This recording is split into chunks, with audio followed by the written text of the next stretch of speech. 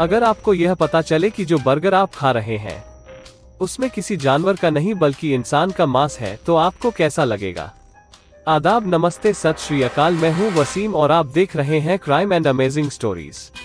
आज की जो सच्ची घटना मैं आपको सुनाने जा रहा हूं, यह सच्ची घटना अमेरिका के एक शहर बाल्टीमोर की है।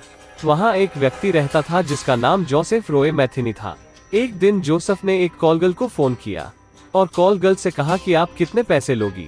जितना पैसा उस कॉल कर ने मांगा उतने पैसे देने के लिए जोसेफ तैयार हो गया। वो लड़की खुशी खुशी जोसेफ से मिलने पहुंचती है, लेकिन जोसेफ को देखकर वो थोड़ा परेशान हो जाती है। दरअसल जो उस व्यक्ति की लंबाई होती है वो 6 फुट 8 इंच और वजन लगभग 150 किलोग्राम के आसपास होता है। उसकी कदकाठी देखकर लड़की पहले से ही थोड़ा डरने लगी थी। फिर जिस घर में वो रहता है वहां उस लड़की को ले जाता है। लड़की ने उसके घर पर कुछ हथियार देखे, जैसे बड़े चाकू, चोपर, हथौड़े वगैरह।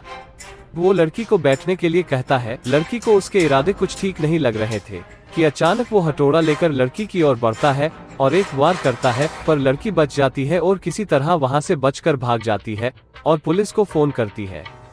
वो कहती है कि एक व्यक्ति ने मुझे बुलाया और उसने मुझे जान से मारने की कोशिश की। पुलिस इस मामले को गंभीरता से लेती है और तुरंत ही पुलिस उस व्यक्ति के घर पहुंचती है, तो वो व्यक्ति उन्हें वहां नहीं मिलता है तो उसका कुछ सामान, जिसको देखकर पुलिस हैरान और परेशान हो जाती है। दरअसल उस व्यक्ति के घर में जो कमरे थे वहां कुछ बॉक्स पाए जाते हैं और जब बॉक्स खोले जाते हैं तो उनमें कटे हुए इंसानी शरीर के टुकड़े और कंकाल थे, जो ज्यादातर लड़कियों और महिलाओं के थे।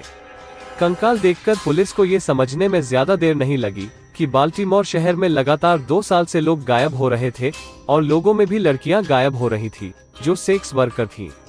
अब उन लड़कियों के गायब होने का पता चल चुका था। जो लड़की बच गई थी उसके माध्यम से एक स्केच तैयार कराया जाता है और इस स्केच के माध्यम से उस व्यक्ति की तलाश शुरू होती है। लंबा वक्त गुजर जाता है लेकिन वो व्यक्ति नहीं मिलता। आखिरकार 15 अगस्त 1996 को एक अज्ञात व्यक्ति पुलिस को फोन करता है और कहता है, सर, आपको जिस व्यक्ति की तलाश है वो मेरे आसपास है। अगर आप जल्दी से नहीं आए तो ये व्यक्ति यहाँ से चला जाएगा। पुलिस जल्द से जल्द मौके पर आती है और उस व्यक्ति को हिरासत में ले लेती है और उससे पूछताछ करती है। वो व्यक्ति कहता है कि उसका जन्म 2 मार्च 1955 को साउथ बाल्टीमोर में हुआ था और इसी बीच जब वो बड़ा हो रहा था, 6 साल का हो गया था, तो अचानक ही उसके पिता का देहांत हो गया।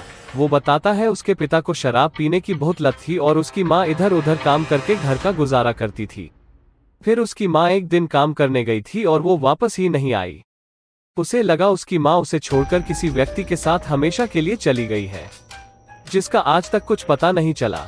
अब वो बिल्कुल अकेला हो गया था। तब अमेरिका की सरकार ने उस बच्चे की परवरिश की ताकि बड़ा होने के बाद उसे अमेरिकी फौज में भेजा जा सके। सन 1973 में उस लड़के को अमेरिका की फौज में जाने का मौका मिला और वियतनाम उसकी पहली पोस्ट होती है, वहीं पर वो रहता था। इसकी लंबाई और कदकाठी बहुत अच्छी थी और दिमाग भी उसका बहुत तेज चलता था। वो वियतनाम में सैनिक की नौकरी कर रहा था, पर एक दिन अचानक वो फौज की नौकरी छोड़कर वापस बाल्टीमोर आ जाता है। लेकिन वापस आते आते वो ड्रग्स का आदी हो चुका था। वियतनाम जाकर उसे हेरोइन लेने की आदत हो गई थी और वो ड्रग्स का नशा करने लगा था। अब बाल्टीमोर आकर उसकी जिंदगी बर्बाद होने लगी थी। वो इधर उधर भटकता रहा। फिर उसने कहीं ट्रक ड्राइवर की नौकरी की और अलग रहने लगा, लेकिन नशे का आदी हो चुका था और नशा करने वाले लोगों से दोस्ती करने लगा था। इसी दौरान उसकी दोस्ती एक लड़की से हुई। फिर दोनों में प्यार हुआ। वो उस लड़की के साथ रहने लगा बिना शादी किए। फिर उनका एक बेटा हुआ जो अब 6 साल का हो चुका था। फिर एक रोज जोए मैथिनी ड्यूटी पर था और ट्रक लेकर किसी दूसरे शहर गया हुआ था। जब वापस आता है तो देखता है कि माँ और बेटा दोनों गायब है। उसे लगता है कि वो कहीं आसपास गए होंगे। अब 3-4 दिन बीत जाते हैं पर वो नहीं लौटते। फिर उसे एहसास हो जाता है कि उसकी गर्लफ्रेंड ने उसे धोखा दिया है और उसके बेटे को लेकर कहीं चली गई है। जब उसे लगा कि अब वो वापस नहीं आएगी तो उसने उन्हें ढूंढना शुरू किया, उन्हीं बदनाम गलियों में जहां वो उसे मिली की। क्योंकि वो भी ड्रग्स की आदी थी, वो उन लोगों को जानता था जिनके साथ उसकी गर्लफ्रेंड ड्रग्स लिया करती थी। वो उनकी तलाश में इधर उधर भटका। रेड लाइट एरिया भी गया क्योंकि बहुत सारी कॉल गर्ल और वेश्या उसकी गर्लफ्रेंड की दोस्त थी, लेकिन कहीं कोई नहीं मिला उसे। फिर एक रोज ढूंढते ढूंढते उसे एक पुल के नीचे सन्नाटे में रात को उसकी गर्लफ्रेंड के 2 दोस्त मिले। जो उस पुल के नीचे ड्रग्स ले रहे थे। जोए मैथिनी वहां पहुंचता है और दोनों से अपनी गर्लफ्रेंड के बारे में पूछताछ करता है कि वो कहाँ है। वो दोनों कहते हैं कि हमें नहीं पता। थोड़ी देर बहस करने के बाद जोए मैथिनी को बहुत गुस्सा आता है और वो उन दोनों की हथौड़े मारकर हत्या कर देता है। उसकी गर्लफ्रेंड ने उसे धोखा दिया, उसे इसी बात का गुस्सा था, इसलिए उसने उन दोनों की जान ले ली, क्योंकि ये दोनों उसकी गर्लफ्रेंड के दोस्त थे। जब उसने उन दोनों की हत्या की तो इत्तेफाक से वहां एक मछुआरा भी था, जो गलत वक्त पर गलत जगह पहुंच गया था और उसने ये कत्ल अपनी आंखों से देख लिए थे। जोए मैथिनी उस मछुआरे को मारना नहीं चाहता था, लेकिन उसने मछुआरे को भी मार डाला, क्योंकि वो गवाह बन चुका था उसके जुर्म का। जोए मैथिनी ने एक ही रात में 3 कत्ल कर दिए। कत्ल करने के बाद उसे एहसास हुआ कि अब मैं क्या करूं? पुलिस को पता चल गया तो मेरा क्या होगा? पास में ही एक नदी थी।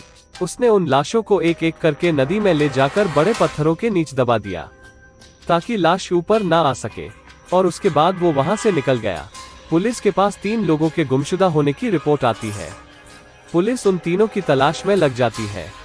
नदी में पत्थर खिसकने के कारण 2 लाशें ऊपर आ जाती है। जब तफ्तीश होती है तो कुछ विटनेस बताते हैं कि उन्होंने मौका-ए वारदात पर जोए मैथिनी को देखा था। पुलिस मैथिनी तक पहुंचती है और उसे गिरफ्तार कर लेती है। अभी तक उस मछुआरे की लाश नहीं मिली थी, इसलिए उस कत्ल को मैथिनी से नहीं जोड़ा गया। अब इसके बाद मैथिनी पर मुकदमा चलाया गया, लेकिन उसके खिलाफ कोई पक्का सबूत नहीं था। लाशें तो मिली, पर कत्ल कैसे हुआ? कोई हथियार नहीं मिला। लगभग 1.5 साल तक मुकदमा चलता रहा और जोए मैथिनी 1.5 साल तक जेल में ही रहा। 1.5 साल बाद कोई पुख्ता सबूत न होने के कारण जोए मैथिनी को रिहा कर दिया गया। आजाद होने के बाद उसके दिमाग में एक बात आती है कि अगर कत्ल कर दिया जाए और लाश ना मिले और हथियार ना मिले, तो पुलिस गुनाहगार नहीं ठहरा सकती। 1.5 साल जेल में बिताने के बाद उसका गुस्सा और बढ़ गया था, क्योंकि उसकी गर्लफ्रेंड उसके बेटे को लेकर चली गई थी।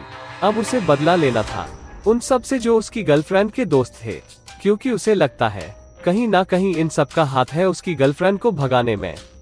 जेल से आने के बाद वो कुछ दिन शांत रहा। जोए मैथिनी उन कॉल गर्ल और लोगों को अपने घर बुलाता जिनका कनेक्शन इसकी गर्लफ्रेंड के साथ था, और घर बुलाकर बड़ी बेरहमी से उनकी हत्या कर देता। हत्या करने के बाद ये लाश के टुकड़े करता और उन टुकड़ों के वो हिस्से रख लेता जो उसे लगता है कि ये खिलाए जा सकते हैं, और बाकी हिस्सों को अलग अलग जगहों पर दफन कर देता। कुछ हड्डी कंकाल बॉक्स में अपने पास रख लेता। ट्रक ड्राइवर की नौकरी भी ये कभी कभी करता। तो अब इसने वहीं बाल्टीमोर के मेरीलैंड में एक सड़क के किनारे बर्गर की दुकान खोल ली, और वहां ये वेज और नॉन वेज दोनों तरह के बर्गर बेचने लगा। और ये हर नॉन वेज बर्गर में जानवर के मीट के साथ एक स्लाइस इंसान के मीट का भी रख देता और बेच देता। अब इसकी ये दुकान बहुत अच्छे से चल पड़ी। जो भी कोई वो बर्गर खाता वो बड़ी तारीफ करता उसके बर्गर की। किसी को कभी पता ही नहीं चला कि जो वो खा रहे हैं दरअसल उसमें इंसानी मांस है। जब भी इसके पास इंसानी मांस का स्टॉक खत्म होता, ये फिर किसी कॉल गर्ल को बुलाता और उसकी हत्या करता और उसके मांस का बर्गर बनाकर बेच देता। एक महिला के मांस का बर्गर लगभग 300 लोग खा जाते थे।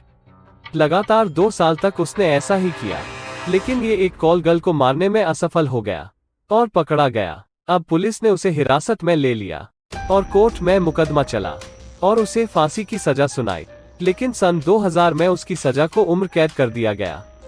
जोए मैथिनी 21 साल तक जेल में ही रहता है, और एक दिन ऐसा होता है कि 5 अगस्त 2017 को कैदियों ने उसे पीट पीट कर मार डाला।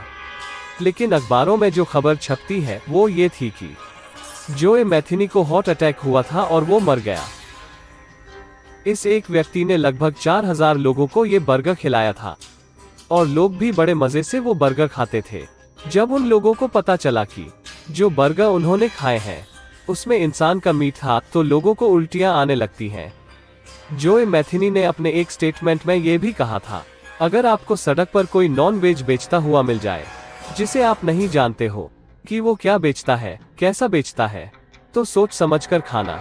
क्या पता आप जो मीट खा रहे हो वो जानवर का नहीं इंसान का मीट है, और आपको पता भी ना चले। तो ये थी कहानी एक ऐसे सीरियल किलर की जिसने लाशों को छुपाने का एक घिनौना तरीका अपनाया। तो आज के एपिसोड में इतना ही। मिलते हैं अगली कहानी के साथ अगले एपिसोड में।